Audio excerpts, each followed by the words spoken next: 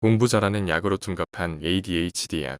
10년 전부터 ADHD, 즉 과잉행동 장애자를 위한 약이 일부 청소년들 사이에서 공부 잘하는 약으로 잘못 알려져 확산되고 있습니다. 수능 시험이 있는 시기에 특히 사용량이 많아서 우려가 커지고 있습니다. 이 현상은 우리나라뿐이 아니라 미국과 영국에서도 스마트 드럭, 스터디 드럭으로, 중화권에서는 총명약으로 이미 큰 사회 문제가 되었습니다.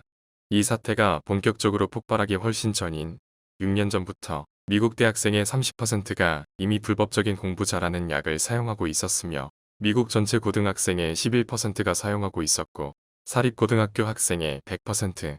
그런데 그 뒤로 폭발적으로 증가하여 심지어는 작년부터 미국에서 생산량이 부족한 상태마저 발생하여 진짜 ADHD 환자들은 막상 약을 못 구하는 어처구니 없는 일이 있었습니다.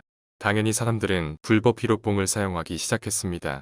사실 공부 잘하는 약과 히로뽕 둘 다 모두 앰피타민이 유효 성분이라서 그렇습니다. 히로뽕은 공부 잘하는 약, 즉 ADHD 약의 불법적 암시장 형태이고 소위 공부 잘하는 약, 즉 ADHD 약은 히로뽕의 제약 의사 생산 형태일 뿐입니다.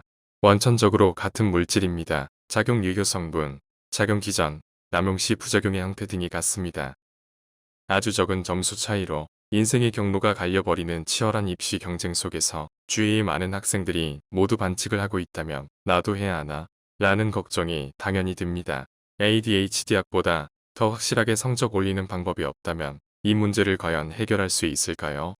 ADHD 약은 사실 두뇌를 총명하게 해주는 약이 아니라 더 오랜 시간 공부하게 해주는 것, 더 오랜 시간 졸리지 않고 학습 시간을 늘리는 것을 가능하게 해주는 각성제로서 학습량이 성적을 좌우하는 과목의 성적은 실제로 상당히 올려주는 면이 있지만 원래 ADHD 증세가 없었던 정상인이 그것을 계속 복용하는 경우 어느 순간 복용하지 않으면 원래 없었던 정말로 심각한 ADHD 증세가 발현되기 시작하여 오히려 성적이 원래보다 크게 더 떨어지기 때문에 계속 더 많은 양을 사용하게 되고 심지어 하루 50알, 100알씩 사용하는 경우도 흔합니다. 못 끊는 이유가 바로 거기에 있습니다.